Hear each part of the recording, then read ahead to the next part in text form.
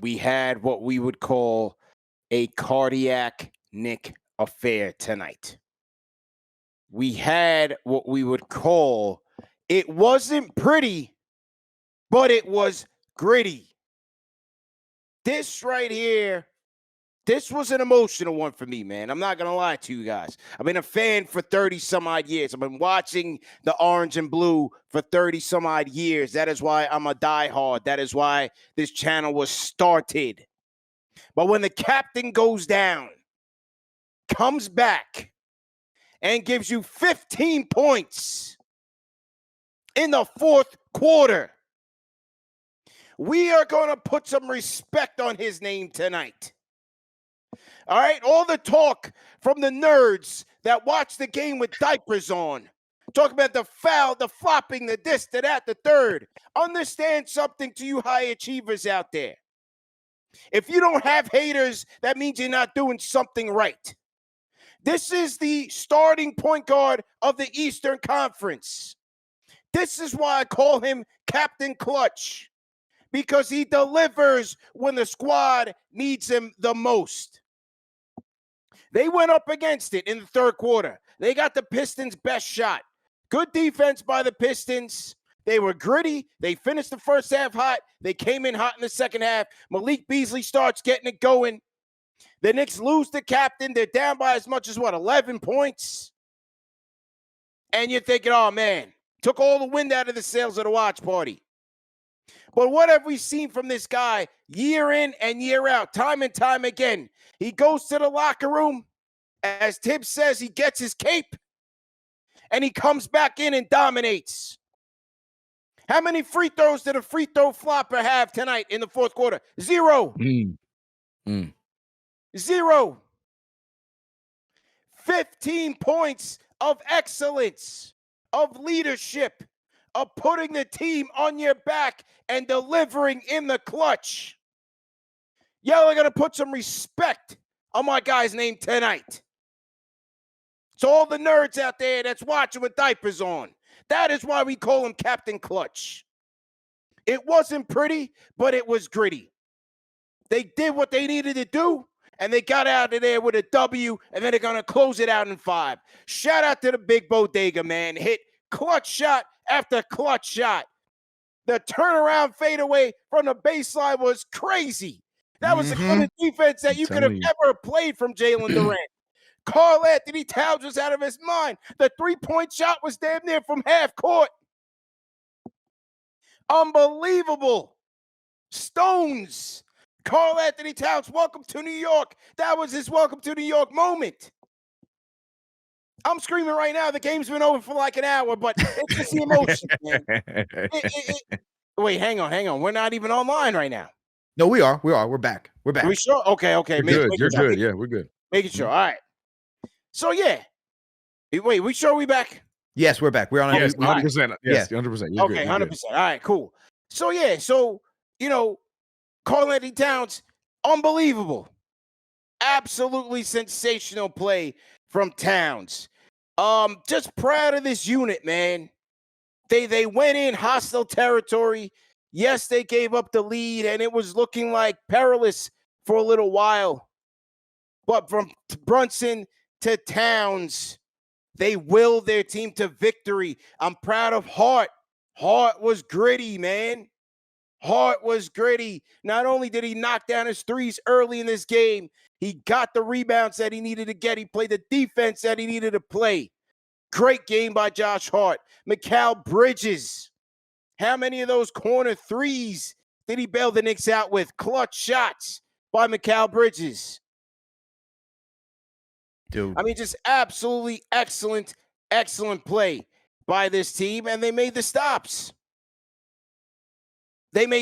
Oh, here goes Josh Smooth, right? He's a Debbie Downer. You don't know. It sounds like he's a Pistons fan because he's never a Knicks fan. He's one of those that want to qualify these wins, right? You have these Knicks fans. Oh, we're not ready for Boston. Oh, this, all that. They're waiting for the shoe to drop. You have the panic watchers who don't understand that this is the playoffs. You're on the road against one of the top 5 defenses in this league without your best player, and you come back and win the game down by 11 points. It's a game of runs. I'll worry about Boston later. We'll wrap up the series and we'll talk about it. For tonight, I'm going to enjoy this win because they earned it. Injuries aside, they earned it. Let's go, man. Take the diapers off, man. Let's go, man. Let's go. Tired of these people, man. Everybody want to qualify. Oh, they did this. Oh, they're lucky to win. Knock it off. It's 3-1 Knicks. Right. Lucky. How do you even call this game lucky, man? They got a reason for everything. Pistons had it, man. They got an excuse for everything, Alex. You know what's funny right now? For everything. They want to cry about foul calls. How about the whole third quarter when they were letting them get away with murder? I wasn't complaining about it. It's the playoffs. You knew what the assignment is. This is how they dictate the game. You're up against it. Game 2 was the same way. Game 5. You want to bet game 5 that the calls don't go the Knicks' way? Look, you got to play through it. That's always how it is. So don't tell me about fourth quarter calls that the Pistons didn't get when the entire third quarter they were raking and racking their way back to the lead. Dude, the chat turned on me when I told them the same thing. See, they turned on me, man. I told them I ain't using the referee excuse. We got man up. Pistons did what they had to do. It was our turn to take it back, and we did that. They turned on me, CP. The free throws were damn near even. All right? Yeah, man. Pistons had 17 free throw attempts. Knicks had 18. Yep. For the most part, they let this game be physical. Yes, I prefer that. And the Knicks came back and won a physical game, okay? This is what they're upset about. Pistons fans are upset that they are not out physicaling the Knicks at this point. They're getting owned. They're getting owned. And the crybabies who are saying this with Pistons basketball, if you cannot cry about fouls, if you want to call yourself the bad boys, if you watch any historical thing about the 80s bad boys Pistons, those guys, Lambert was killing Larry Bird in the playoffs. That man was throwing bows. Killing him. All right? Don't come at us being like, oh man, they should have gone our way.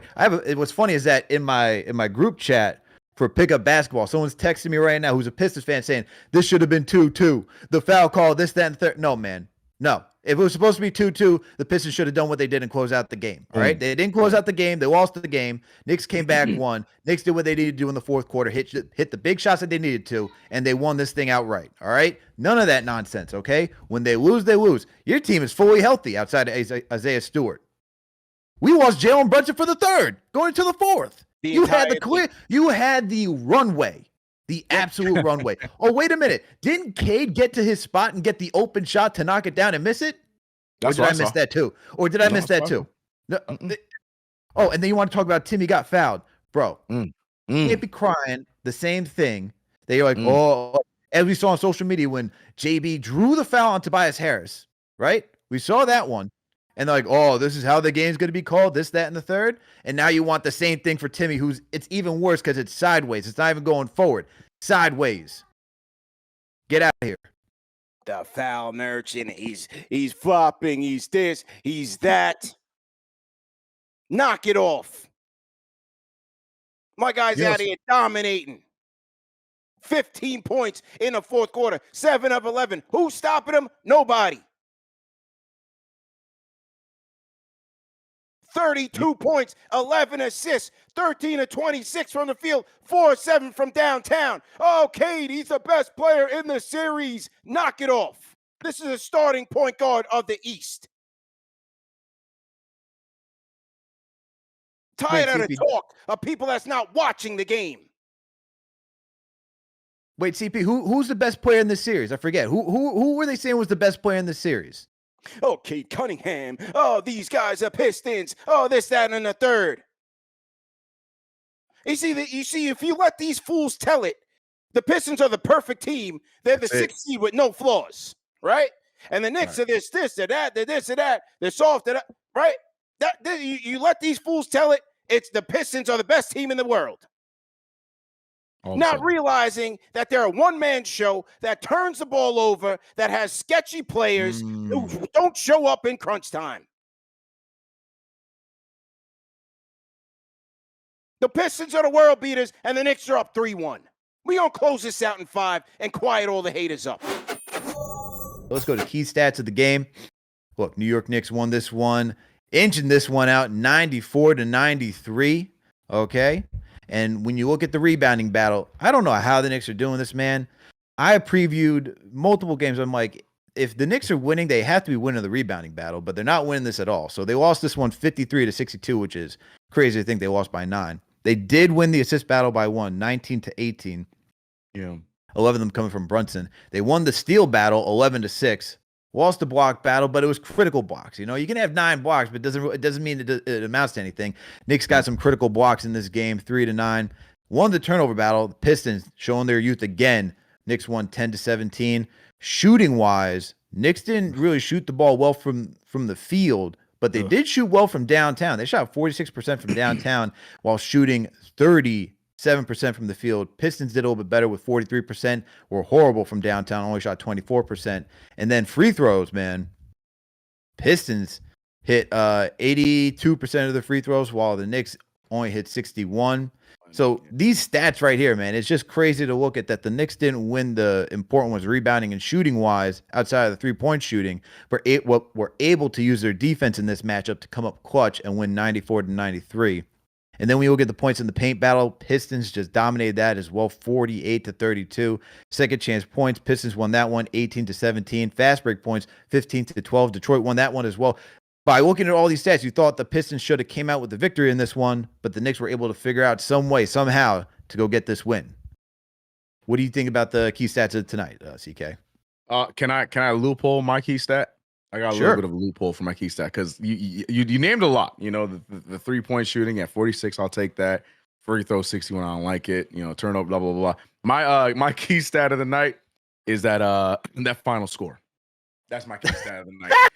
For everything that went through from the crazy shooting in the second quarter, like I mentioned, we shot 22% in the second quarter. Like you mentioned, the free throw wasn't great, but you know we did have some good defensive stats in the 9 blocks. They were very key. The one that comes to my mind was the Mikal Bridges block on Asar Thompson on a fast break after he damn near missed everything on his jump shot the play before. But my key stat of the night, I don't know if this counts as a stat. My key stat of the night has to go to that 94-93 final score, because there was nothing of our stats that were glaring that would say, yeah, this team was the winning team. And that's what's so beautiful about coming out and getting this really tough win. So give me the final score as my stat of the night. I like it, man. I like it. I like it. Has that been done before? Can I have that? No, you can win. You can take that one, man. I don't think anyone has ever given that type of analysis using the final score as the key stat of the game, but I like it. I appreciate it. I like the, you know, that's what we hear, man. We got different point of views, different analysis, you know, on this show. That's why you're my guy, CK. Yeah, as we said, key stats of the matinee today. It's brought to you by Underdog Fantasy. Use that promo code KFTV to get to $1,000 in instant bonus cash and a free pick. And if you sign up today, before Game 5 happens, you have the chance. If you sign up and make a deposit, you got to do both those things. New users and put down a deposit, you get a chance to win tickets to Game 5. So make sure to go do that. But let me tell you a little bit something about Underdog Fantasy, okay? You got 2 options when you play Underdog Fantasy. You got the fantasy drafts, and you got the pick'ems over there, all right? So if you want to go create a ticket, you can choose anywhere between 2 to 8 players. Now, it doesn't have to be from one sport. If it is from one sport, you got to make sure you choose 2 different teams. But the cool thing is you can mix and match MLB, NBA. You got NHL going on right now. So you can mix and match from 2 to 8 players, and all you got to do is just choose higher or lower for any stat that they give you. So for tonight, man, if they said JB, you know, let's say that they said that JB had to go higher or lower from 26.5 points. Well, I don't know why you're not choosing anything higher, because JB's showing you it doesn't matter who's out in front of him. He's going to get over 30 points. So you should always choose higher in this matchup. So that's what I would have done, man. That's what I would have done tonight if I wasn't on dad duty and if I didn't have the opportunity to do it. I would have chose that, okay? And so you could make a ticket, like I said, between 2 to 8 players, choosing higher or lower on any stat. And the cool thing is about Underdog is that they give you the opportunity to go all in. So if you believe all your picks will hit, you'll get a larger return than if you do the insured route, where if you say you choose 3, let's say you choose 4 and you got 3 right, you still get some money, but it won't be as much as if you believe that all of them would hit. Now, the other cool thing is the fantasy draft. Okay, you can put on your GM caps, put a little lunch money down with your friends, or go compete with some randos. And let's see who could put together the best team. That's what's so cool about Underdog Fantasy. So make sure to use that promo code KFTV to get up to $1,000 in instant bonus cash and a free pick. And remember, if you're a new user and you put down a deposit, you get a chance to win some tickets to Game 5. So make sure to go do that as well, okay? Chuck, how you feel, man? Hey, listen, man. Forget the rest, man. It ain't gonna get easier. Yeah. Right, that's It's right. gonna That's go, right. it's gonna get harder. We're gonna fight. We're gonna see adversity in quarters where everybody wants to fire the coach and trade all the players and say Jalen ain't a captain.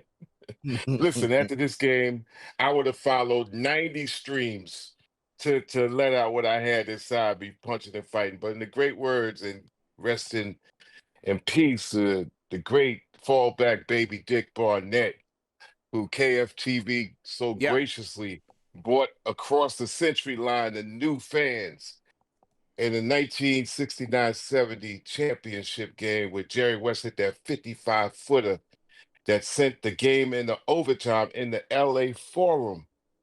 I think that's game 6. The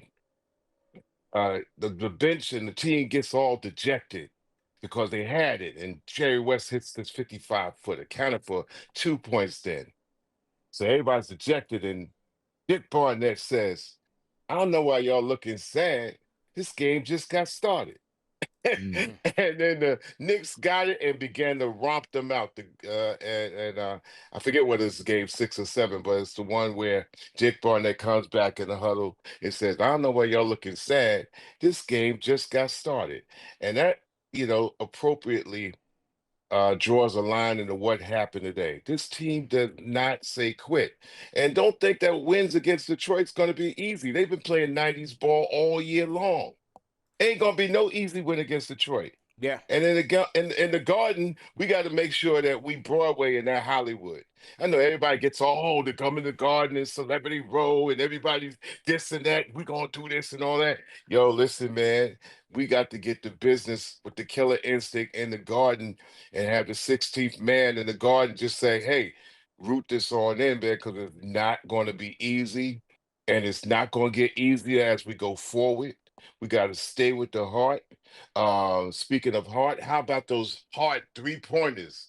That's confidence for Josh, and that knockaway of Cade's dribble out of bounds, big Yes. play.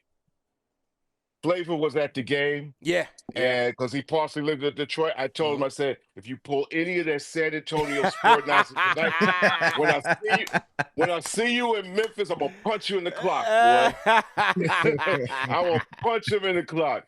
I'm telling you, man. I did not play with my food. Let me tell you, man. And let me tell you, all this talk about the Celtics, man, they ain't no dynasty yet. Everybody's talking like they the Bill Russell Celtics. They just won last year, man. Yeah. Have no fear, man. And stop. This goes out to Knicks Nation. Stop being the general manager after every bad quarter and a half. It's 48 minutes, man. And the way they beat up, the playbook for Detroit, I'm going to give you all this before I leave. Listen, the way they beating up on Brunson, they read the playbook from all the Detroit, not the 90s, the 80s Detroit when they beat up on Jordan. Do you know there was a time that I actually felt sorry for Jordan in the 80s until he got through that. They would beat his tail, man. They would beat the family show out of him. And that's what they doing to JB. Once JB, if he gets out of this series, man, that next series, he ain't going to take that punishment like he's getting on this one. We're going to be the ones giving it. Knicks Nation, stay up. And like I told, CK early, masterful game, man. Man up, stand up, and fan up.